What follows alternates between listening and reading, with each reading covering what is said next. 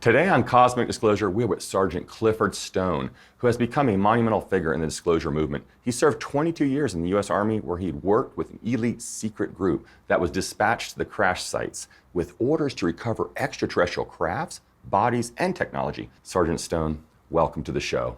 Thank you, sir. It's my great pleasure to be here today. Have you ever participated in any extraterrestrial recovery missions? Yes, sir. In my entire military career, events that actually involved, and I hate the term UFOs, but for the sake of this program, I'm going to use UFOs. I was involved with 12.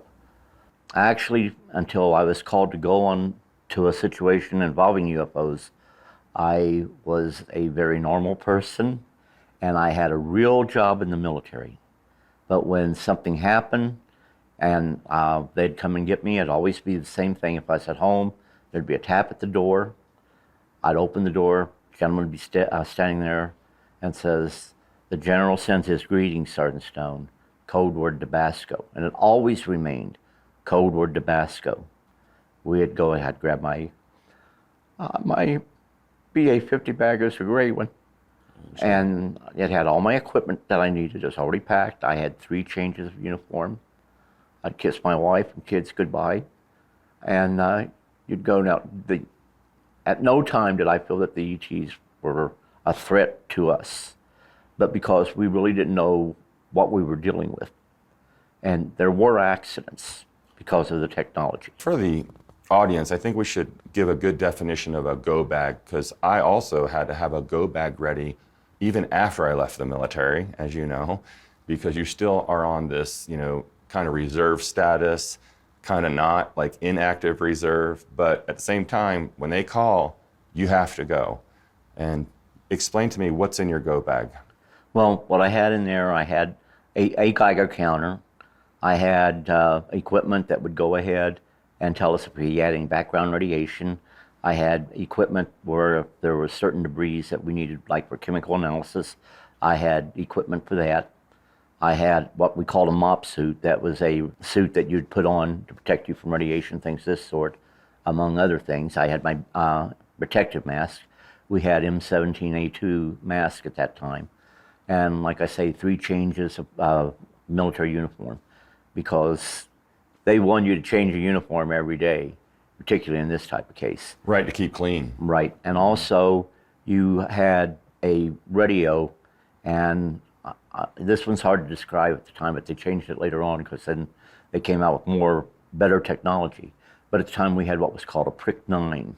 A Prick 9? A Prick 9. That was a radio, real small radio that you could wear on your belt, and you had an earpiece.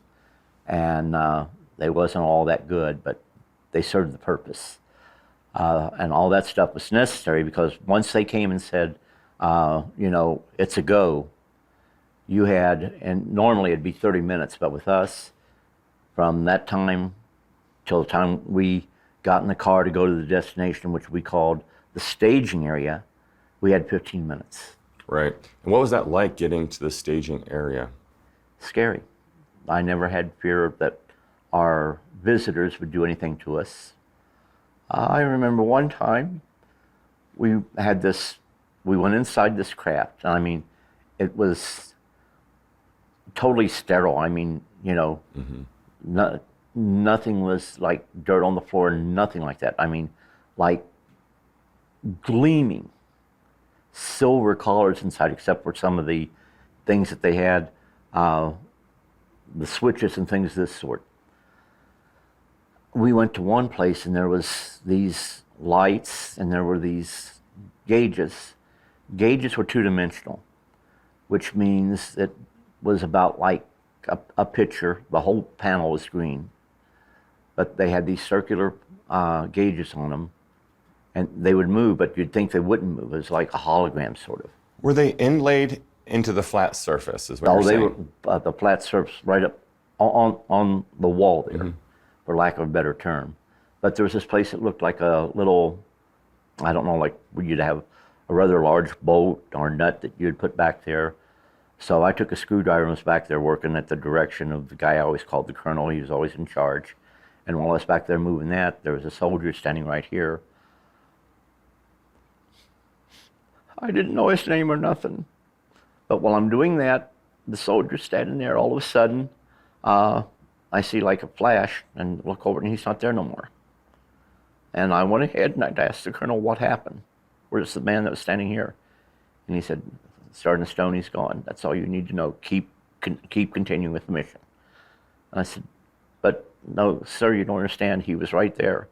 He says, he's gone. End of discussion. Continue the mission.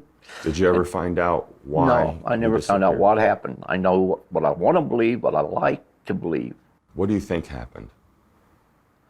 I think that something happened where he was sent to another location, another parallel dimension that was along with us, and somehow, some way, there was a slippage in space-time, and he went through that slippage. A magnetic, you're like a magnet, and whatever energy was in that craft is now you feel this. Oh, absolutely. In your, in yourself. You're not thinking it, it's a feeling of Absolutely. overwhelmingness of sometimes good stuff and sometimes really negative things. Absolutely. And you have to really protect yourself. This psychic residue that is left behind in these crafts sometimes, is that because, they were taken or their people were taken, or did we take them? Well, it really makes no difference as to whether we were to take them or they were rescued. But the situation is the attitude of the psychic residue that's left behind is one of happiness and the one of joy. And you definitely know that it was their people who took them. It's not the sadness, the fear, and a lot of times and I don't know how to put this to where it's going to be understood, but if some of them are dead, there's still that situation. They know they're going someplace, that everything has a soul, and it's going somewhere. And when I say a soul, I don't want it to be religious. I don't want religion to have anything to do with this. So I'm going to say what we have is a shell. When we die, there's this life force that is everything we truly are. It lives on. The self never dies. No, this is something very hard to explain. It's something that needs to be further researched, and people need to look at it even more. Well, out of those 12 recovery missions, or the 12, I'll just say missions, because they're different, I understand, which stood out the most that affected you? The very first one there at Indiantown Gap, Pennsylvania. Can you explain this one? We were on a field training exercise, FTX, there in Indiantown Gap. We came from Fort Lee, Virginia, which was where my duty station was, 36 Civil Affairs. We went there for the training exercise. Right around midnight, maybe a little after, my unit commander came up to me and says, they selected you because you are NBC /COMO. You're going to be part of what they're calling the B team. Well, I knew what he's talking about. This was the first time he ever heard of it. But you're going to be part of the B team to go in and support an A team that's already there in the recovery of some type of craft. And I got out, and of course, the person that's going to be the leader of this group came over and says, okay, here's what we have. We have an aircraft we believe to be a Soviet aircraft that crashed not too far from here. And we're recovering that craft. That's the storyline. That right there was the officially sanctioned deception story they gave us. Right. So we're on our way out there. So we're going, and I don't know how long we drove. It seemed like for half hour, 45 minutes. Then we start seeing these lights in the area where we're going. We got closer. We saw the people moving around. Then we saw the craft. The craft was like the heel of your shoe. And it was at about a 30, 40 degree slant because it impacted with the earth and went into the earth. How much of the craft, Sarge, was sticking out of the earth? I would say probably a little more than the third. And it went in such a way that we could still look down and see the craft, for the most part, and only maybe a fifth or so was actually buried into the ground because it blew all the other earth up and around it. And when I got there, I was told to go ahead, take my Geiger counter, move towards the craft, and start calling off as I got closer and closer. So as I got closer, I'd get one reading, and I'd call back how many Rinkins I was getting. And as I kept going forward and forward, call back when it would rise a little. Then when I got to the top, I looked down. I could see that there was a canopy light in the center of the craft. On each side of the canopy, there was like a kidney-shaped opening. And on the side that was closest to me, which would be on the left side of the craft, there was a typical gray creature. It was half in, half out. How big was this body of the creature hanging out of the craft? I've always said about 3.5. Are we talking about the typical grays that pop culture talks about? That's what I was seeing. Mm-hmm. But I went ahead and I knew then that I needed an officer up there. One, I now knew this was not a Russian craft or any other craft from any nation on the face of this earth. I kept yelling out about I needed an officer. When we were talking about the psychic residue that's left over, the living residue, I could still pick up on the fear that this creature had, and possibly even some of the others that were still on the inside. I couldn't pick up on any of them being alive, but I could pick up on the sense of them having that emotion, and I don't know how to describe it, of them not seeing their families again. We're here. A generation from now, there are going to be people like you and like me that have shared the same thing. And hopefully many of them will make the decision to come out and talk. And eventually it's going to come out in the open where the world's going to know. What is the United States Army's interplanetary research? It was the United States Army Interplanetary Research Unit, but it wasn't a unit. This was a group of field-grade officers, and I'm sure there was much more to it, but they would meet in a certain room in the Pentagon. Its whole purpose was to go ahead and try to work with the exploitation of the advanced technologies that was coming to them to create a program in which they could go ahead and make a rocket that would, in fact, go to the moon and come back to the Earth safely. But they had to get this information from debris of crashed UFOs and things of this sort. So who was part of this unit and why was it created? Well, actually, in 1942, Douglas MacArthur asked General Doolittle to go ahead and find out what was behind all these reports of Foo Fighters. They were seeing them in the European theater and they were seeing them in the Pacific theater. The Allied command was to the point where they were acknowledging they were real, they existed, and they concluded that they were some new advanced technologies of the Axis powers, but they had shown no signs of hostility yet. Doolittle came back and told MacArthur that we had spectators of this worldwide event we called the Second World War, who did not originate from this planet.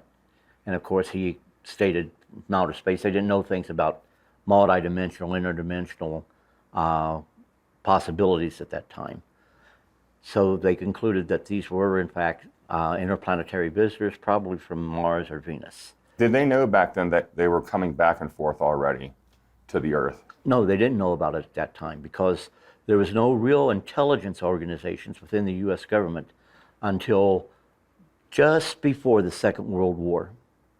Then when that came into being, then, you know, it was MacArthur who, he had to get up and go and he wanted to know what these things were. So they hit up on that. It was MacArthur. Remember, the Air Force didn't exist at the time. Right, it was the Army. It was the Army Air Corps.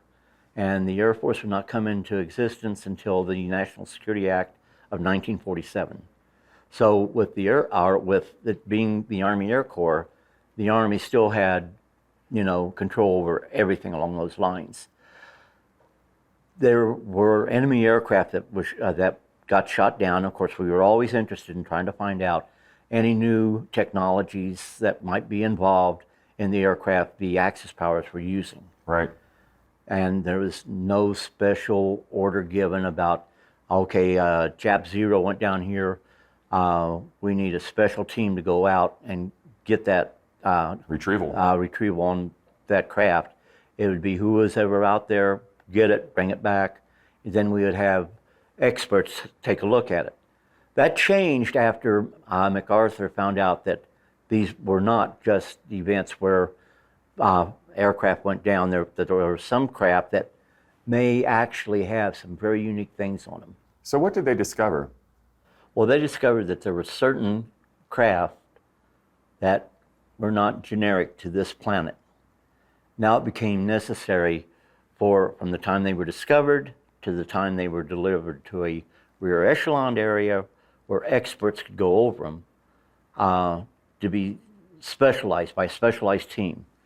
So it would no longer be to the foot soldier that was out there to get it back to an area where they could package it and send it back to a safe haven area. Now they needed that special team. This right here is a 1944 document that clearly shows that there would be an officer and a team of personnel, and this officer and team of personnel would go ahead with crashed aircraft, take control of them, and get them back to that safe haven area. And who's in charge of these people? Well, in this instance, it would actually have been MacArthur, because this is from the Pacific. And the interesting thing, if you had an ID card, you got your picture on it. You got your signature on it. This made it clear, and it introduces the fact that this officer is the one that's in charge. He's going to take charge of that crashed aircraft. And we're going to move it back to a safe haven area in the rear where experts can look at it. Prior to that, they didn't have anything like that. What's the significance of this document? Well, prior to that time, from the start of the war all the way up to, actually this came into being in 1942, but all the way up to 42, it didn't matter who had access to that crashed aircraft.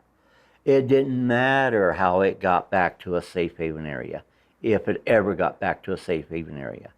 They could look at it at the field and do what we call field exploitation of that craft, then move on. This right here made it to the point where now there were specialized people trained in the specialty of moving that craft from where it was located to a safe haven area in the rear where experts could look at it and exploit the technology that was in that craft or on that craft, because this was technology that was not technology that originated on this planet. Did they reverse engineer any of this technology? Actually, from the onset, they started to go ahead and find out certain things. What type of things? I don't know for a fact, I can't prove it, but you'll hear stories coming out of Vietnam about them having enemy soldiers on the ground, and all of a sudden they disappeared when a helicopter would go over and shoot like a beam of light down to some of these enemy soldiers. Those were known as lasers. And they were military strength lasers that could go ahead and cut through metal and really totally disintegrate a person. Now, whether we use those in Vietnam or these were just stories because people knew those weapons were in existence, I don't know. I do know that during Vietnam, once again, like every other war we had UFOs. And we were told, our people were told, you identify these as unidentified aircraft or enemy helicopters. Keyword, not unidentified helicopter, but enemy helicopters. We went ahead, we monitored them, we tried to go ahead and intercept them. The word was don't shoot them because they could be Allied aircraft, Allied helicopters on friendly missions. But when you have a helicopter that an F-105 Thunder Chief cannot go ahead and catch up with, that's some helicopter. That's amazing. So during the whole course of the war, we never got officially, we never got any photographs of the enemy helicopters or unidentified aircraft. We picked them up on radar. We tried to make every attempt we could to get photographs of them. But on June 30th, 1968, there was a meeting held at MACV headquarters. The subject was the unidentified flying objects, not enemy helicopters or unidentified aircraft, but UFOs, unidentified flying objects that was being observed there in Vietnam, and as to what we should do about them. The decision from that meeting would determine whether, when we came across UFOs, would we engage them with fire to try to bring them down. It was determined that if the UFOs did not show any type of hostile action toward us, that we would not shoot at them. We would make attempt with special aircraft to try to take photographs of them. To date, the meeting itself, the minutes of the meeting, and the conclusions reached there and the recommendations are still classified. Is that Project Blue Fly, they were the actual recovery teams that went out and did the recovery of these objects. Pretty much like the aftermath of this right here. Now, the situation is that now they were bringing back objects of non-U.S. origin, of non-origin of any planet, and we were exploiting that technology. And we made headway. I mean, take a look of all the advantages since the Second World War to present day. We have actually progressed technologically almost 200 years ahead of our time, technologically, as to where we should be now. horse and buggy to the moon? Absolutely. And the whole situation is, here it was, Kennedy said, by the end of this decade, we are going to the moon. Not because it is easy, because it is hard. Now, with that being said, Kennedy knew, but he was killed before he had a chance to get it out. And I think he's going to make it clear we're going to do it. NASA, who wasn't privy to all this information, was doing their own little thing to get it with the Apollo project, to get us to the moon and get our people back safely. The United States Army in the late 1950s was working on a program to where we would have a manned expedition to the moon by 1960. They were also planning to have a 12-man moon base, permanent moon base, by 1963, June of 1963. We also knew that our weapons here on Earth would not work on the moon as effectively as they work here on Earth. So we went ahead and we developed, once again, the United States Army, we developed weapon systems that would be very effective against any enemy we might find on the moon. And the documents that are talking about this made it clear that if it was Soviet troops or something else. Now, all of this sounds like hooey you pull out of the air or from science fiction movie. What I'm talking to you about right now are documents most American people do not even know exist. And this technology wasn't a dream. It existed before the Russians got their satellite, Sputnik 1, October the 4th, 1957. Before they got it out in space, the United States Army launched a missile, a rocket, that went out 5,000 miles out in space and came back to Earth. Now, who got upset and angry when they found out this happened? And we let the Russians get that satellite up there before us? None other than, at the time, Senator Lyndon Baines Johnson. Because now he knew that we had the technology to put a satellite up there before the Russians did. Is that they cannot train remote viewing. We can go ahead and train that. And people who think that we ended that program, they're full of hooey. We still are working on that program. the remote viewing. It was much more effective than what we told the public. To try to cover it up and keep it from Congress, when they found out about MK Ultra, the CIA destroyed thousands of documents. Why?